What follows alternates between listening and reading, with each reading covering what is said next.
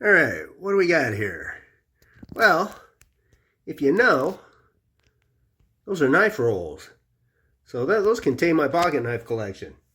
So I collected pocket knives for a period there for, I don't know, maybe 30 years. Well, I collected them, accumulated them most of my life, you know how a boy is and their fascinations with knives. But, when I got a little bit older and was a little bit more established in my work life and started to have a little discretionary income, I was able to buy some knives. So let's go ahead and we'll take a look and see what's in there, because there's some pretty nice knives in there. Okay, we'll go and unroll this first one here. There we go. Flip that thing open. All right, so this is kind of my collection of miscellaneous knives here. All right, and we'll just kind of go through and see what's in here. I think, over time I might go through there and just kind of pick out some individual knives and we could talk about them, because there's some pretty nice knives that I have in my collection here. I was collecting them when there were some pretty quality made USA knives. It was before the proliferation of Chinese knives, when it was mostly USA, Japan, and Germany. But yeah, if you look through there, that one on the bottom's a Cripple Creek. That's an old Mirror Grosh antique knife right there. We got some Winchesters by Bluegrass Cutlery. Those were really high quality knives that were being made in the late 80s and the 90s there. I'm looking at a couple Uticas and some Shrades.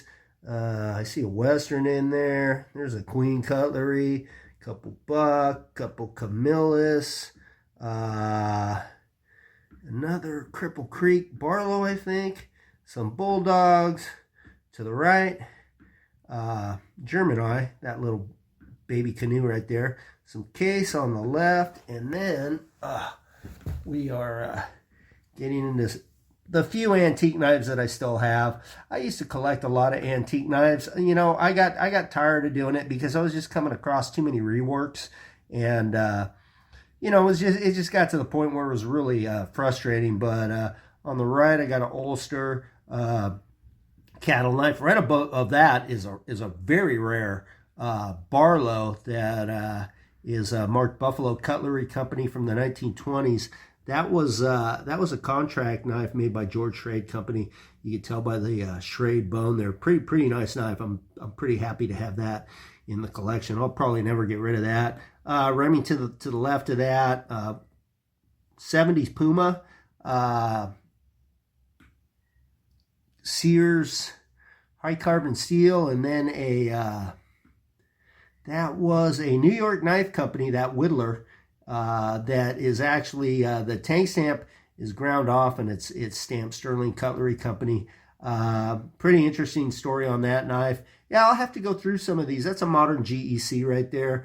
Modern Case, Winchester Barlow from the 20s, another modern Case, and a Shapley celluloid cattle knife, which is a pretty cool knife too. Yeah, I need to go through those because that thing's got you can still see remnants of the original etch, and it's got the original finish on the blades, the crocus polish and the glaze finish. Pretty cool knife. Okay, knife roll number 2 here. This one is all Queen Cutlery. These are all pretty nice knives. These are all Queen Cutlery knives that were made between about around 1995 to 2005. So we'll go ahead and take a look at these right here. So Hickory Hills, made in the USA. I don't know if these guys still make knife rolls. I've had that thing for a long time. Pretty high quality knife roll there too, though. So this first group of knives here, this was Queen's first file and wire series knives right there. Pretty good quality on those. That's the first, this one right here, this English Jack, is the first Queen knife I had bought. I had seen that in a catalog. I really liked it and went ahead and purchased it. And I was kind of hooked on Queen knives from that point on. And as we go up the line here, So these are all file and wire tested knives. Those two knives in the red there are exceptional quality knives.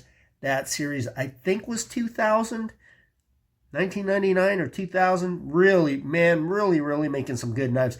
The thing about Queen Cutlery at this point in time, this is when Bill Howard, who now runs Great Eastern Cutlery Company, was still with Queen. I don't know what his role was at Queen. I would probably think he was general manager, vice president, production manager, something like that.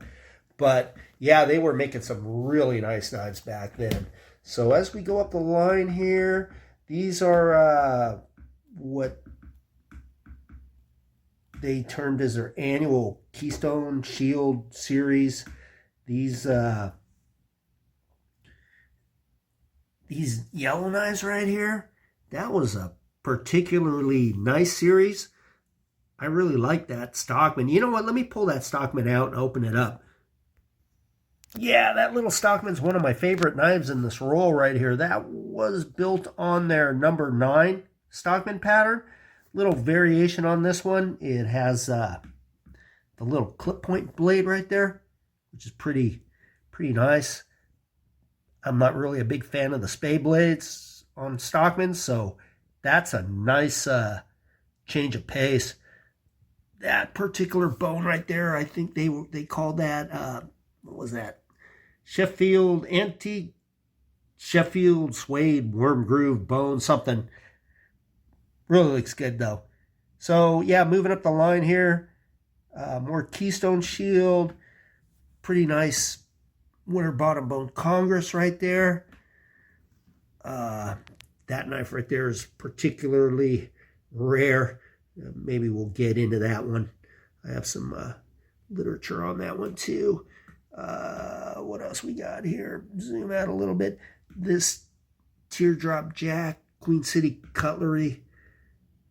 I think that was Smoky Mountain Knife Works. I'm not really sure on that, but nice knife in carbon steel. And as we go up here, a couple more Keystone Shields. These ones right here are just their standard open stock knives that they were selling at the time. So they had 2 lines. They had this carved stag bone, and the other one was Delrin. And at the very top here, we have a couple of little whittlers. That one at the bottom's a Shatton Morgan Keystone. The other one, this one's pretty cool. That's a little 3-inch humpback whittler, Robeson Mastercraft. And as you go along the other side, that's a Robeson Pocket Ease. So I've got a couple other knives here. Come around here. Into the closet, I got this little box here. And these are all fixed blade knives. These are all actually knives that I made myself. So these are all handmade knives. So from about 2000, so when I started, to 2025, just as a hobby, you know, I kind of dabbled in making handmade knives.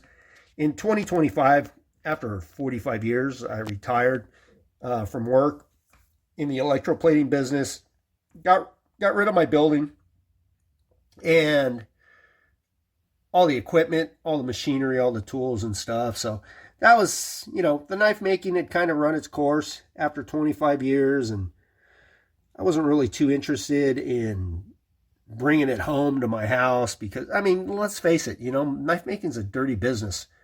Gritty, dusty. I mean, you know, everything you have to, you know, I was making stock removal knives. Everything you have to take off a knife to make it look like a knife winds up being dust.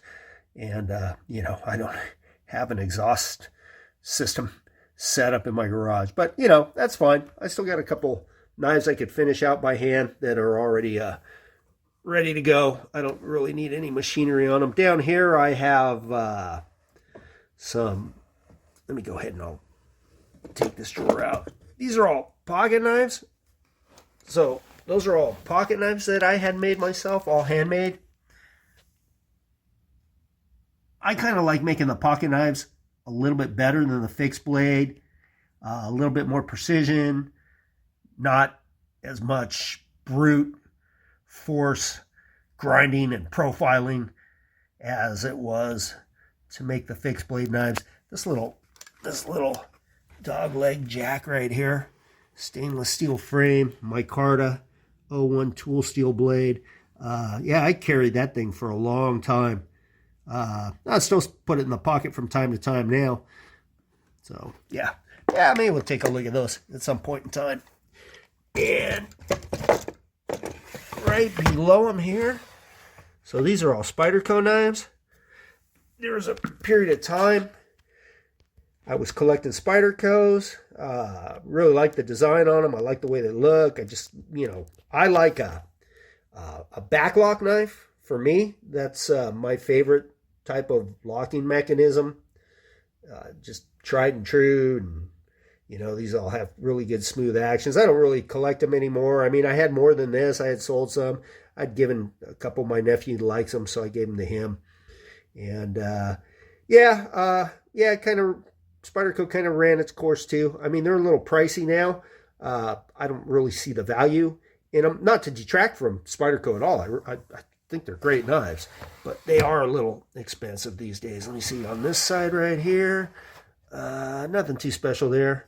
Couple of bucks and other lockbacks, Swiss Army knives. It's kind of standard fare right there. And then the bottom is, these are more fixed blades, more the handmade knives that I made over the years there. These aren't really my top tier knives. The top tiers are on the top shelf, right? And but they're still good knives nonetheless. That one right there in the back, that's a Queen Cutlery factory knife in Winterbottom, Delrin from probably the early 60s. And this is actually the first knife I ever made right here. This little one right here.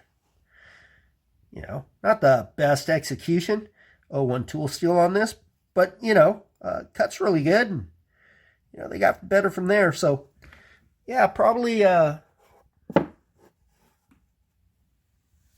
these knives are worth taking a look at. Going through, and so maybe I'll just start pulling them out, little groups one by one, and just kind of going over them, especially the handmade knives. I mean, I learned a lot about blade steels and knife design and, cutting ability, and, that's kind of the fun part about making knives.